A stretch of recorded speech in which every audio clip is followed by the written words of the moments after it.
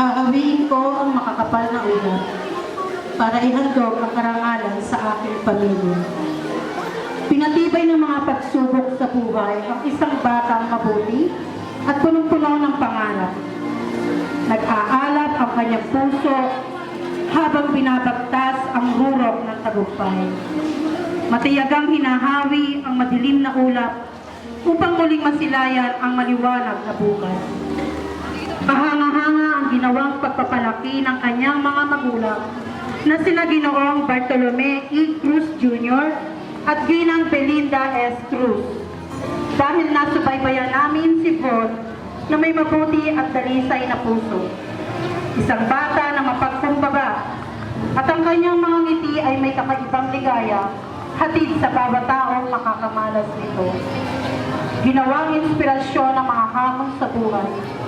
Hindi sumuko, gayong alam nito kung ano ang kanyang natatanging kakayahan at talino.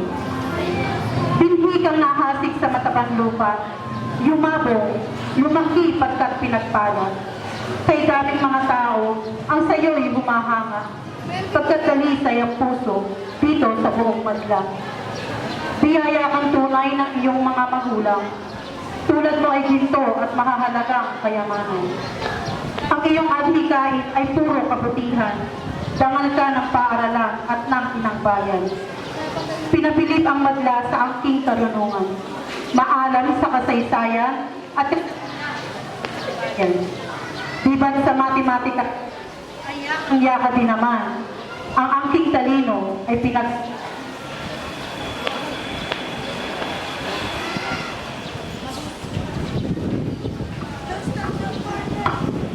mahusay kang radio anchor, kaya kami humanga.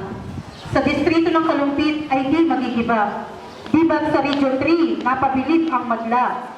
Kaya sa buong Pilipinas, ikaw ay tiningala. First place, Hekati Olympics. Third place, District Math Challenge. Third place, District Math Competition. First place, Science Investigatory Project. First place, Best Radio Production.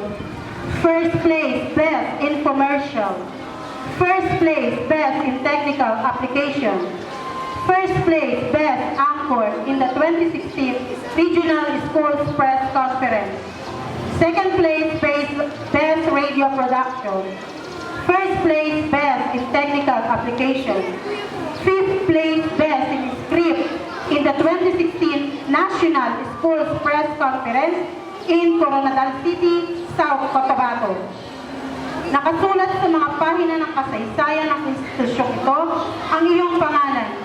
Mananatili at mamumutawi sa bibig ng iyong mga naging guro kung paanong ipinamalas ang angking talino at kabutihang asal na nagpaligaya sa puso ng lahat. Halakip nito ang isang panalangin na ipagpatuloy mo ang positibong pananaw sa pagtahak sa panibagong yugto ng pagsusunog ng kilay. Hangad namin ang iyong tagumpay. Binabati ka namin at mabuhay ang pinakamahusay na batang SMS ng Batch 2016. Dahil sa naiyambang at ipinamalas sa tagumpay, ipinababatid ng institusyon nito. Nagagala kaming igawad sa iyo, Von Jerome S. Cruz, ang karangalan bilang valedictorian ng Panguluang Pagpaaralan 2015-2016. Mga guro sa ika-6 na baitang, Jennifer A. Flores, Jessica M. Regalado, Milagros C. Cunanan, Jocelyn S. Obalesco, Nita L. Vistan, Everly S. Cubos, Marcial R. Acuña. Pinagtibay, Jose Villa M. Talukod, Punong Guro 3, Paul J. Candilaya, Tagamasid, Pangpuro.